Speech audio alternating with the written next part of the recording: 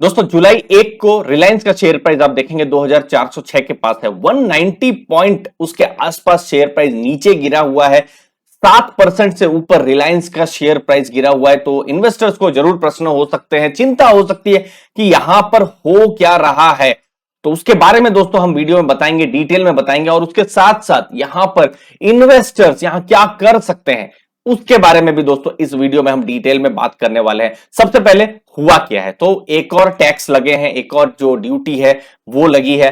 मई के महीने में हमने देखा था स्टील सेक्टर पर ड्यूटीज लगी थी, और हमने देखा टाटा स्टील और सेल जैसे स्टॉक है जिस पर कैसा नेगेटिव इंपैक्ट पड़ा था। लेकिन इस बार ऑयल से रिलेटेड जो प्रोडक्ट्स हैं, petrol, diesel, aviation, turbine fuel, तो इस पर गवर्नमेंट ने टैक्स लगाए हैं। कहां पर टैक्स लगाए हैं? एक्सपोर्ट पे टैक्स लगाए हैं। तो ये आपको हमको जो पर्सनल लाइफ में कहीं भी हमको कहीं डिस्टर्ब नहीं होगा। मतलब इससे जो भी पेट्रोल या फिर जो डीजल के जो भाव है, जो आपका 2 व्हीलर 4 व्हीलर है, तो वहां कोई फर्क नहीं पड़ेगा।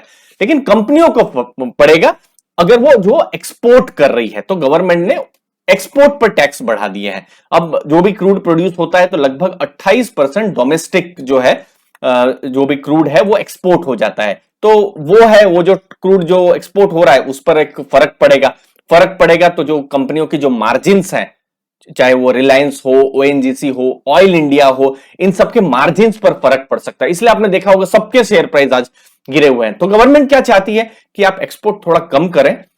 जो इंडिया है, खुद की जो यहां जो मार्केट है, यहां पर ही जो डोमेस्टिक डिमांड है उसको पूरा करने की कोशिश करे। तो गवर्नमेंट इस हिसाब से एक संदेश देना चाहती है। तो गवर्नमेंट ने ₹6 टैक्स पेट्रोल एटीएफ पर बढ़ाया है और ₹13 का डीजल का जो एक्सपोर्ट है वहां पर बढ़ाया हुआ है। और वही नहीं, इसके साथ साथ ऑयल प्रोड्यूसर्स पर एक विंडफॉल टैक्स भी लगाया गया है। तो ₹23,230 पर टन एडिशनल एक्साइज ड्यूटी लगाई है जो भी डोमेस्टिकली क्रूड ऑयल जो प्रोड्यूस हो रहा है। तो जो विंडफॉल टैक्स है, क्योंकि इंटरनेशनली जो है क्रूड के प्राइस बहुत बढ़ गए हैं, तो कंपनियों को बहुत ज्यादा फायदा हो रहा है। तो गवर्नमेंट ने भी कहा कि ठीक है, इसमें से कुछ हिस्सा हमको भी दे दीजिए टैक्स के जरिए। तो गवर्नमेंट वहां से भी कुछ पैसा ले रही है। तो फर्क किसको पड़ेगा? जो भी रिफाइनिंग कंपनीज हैं जैसे रिलायंस है उनको फर्क पड़ेगा, क्योंकि रिलायंस जो है वो एक्सपोर्ट करती है फ्यूल बहुत सारी कंपनीज को है, और एक्चुअली में उनको फायदा भी मिला था, चाहे वो रिलायंस हो, ओएनजीसी हो। आप देख सकते हैं कैसे ओएनजीसी के रिजल्ट्स आए थे Q4 में, और अभी भी एक्सपेक्टेड है अच्छे रिजल्ट्स आएंगे। लेकिन वो रिजल्ट्स आए थे, रिजल्ट्स आ रहे हैं हाई क्रूड प्राइस के कारण में, लेकिन अब थोड़ा सा मॉडरेट यहां पर हो सकता है क्योंकि गवर्नमेंट ने यहां पर टैक्स लगा दिए हैं। तो जो अर्निंग की जो एक्सपेक्टेशन थी कि अच्छा प्रॉफिट होगा, अर्निंग्स अच्छी होंगी, तो वो जो चीज है वो अब थोड़ी सी मॉडरेट यहां पर करनी पड़ सकती है। अब यहां पर एज एन इन्वेस्टर आपको यहां पर आपके लिए क्या है, आपकी क्या सोच होनी चाहिए? तो देखिए, अब गवर्नमेंट ने रेस्ट्रिक्शन तो लगा ही दिए हैं एक्सपोर्ट पर, और कम से कम 50% जो है एटलीस्ट डोमेस्टिक मार्केट में सेल करना है। उसके अलावा जो भी हाई मार्जिन में यूएस है या यूरोपियन यूनियन की मार्केट में जो भी जो क्रूड बेचा जा रहा था वो बेचने में अभी थोड़ा सा लगाम आएगा। तो क्या होगा कि जो मार्जिन्स हैं वो इंपैक्ट हो जाएंगे, ठीक है ना। तो यहां पर जो अलग अलग जो ब्रोकरेजेस हैं उन्होंने कहा है कि जो मार्जिन्स हैं 6 से 8 बैरल जो है पर ये इंपैक्ट होने वाले हैं, $6 से $8 पर बैरल, उस हिसाब से, जो कि मार्जिन 24 से $26 थे। तो उससे थोड़ा सा कम हो जाएगा, $6 से $8 जो है मार्जिन यहां पर कम हो जाएगा।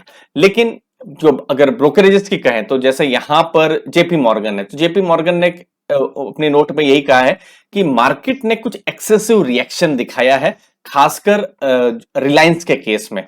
इनफैक्ट ये एक अट्रैक्टिव अपॉर्चुनिटी है एंट्री करने के लिए भी। तो ये बहुत ही सरप्राइजिंग बात कही है, क्योंकि मार्केट ने लगभग 7-7.5% शेयर प्राइस गिरा है, 190-200 पॉइंट गिरा हुआ है।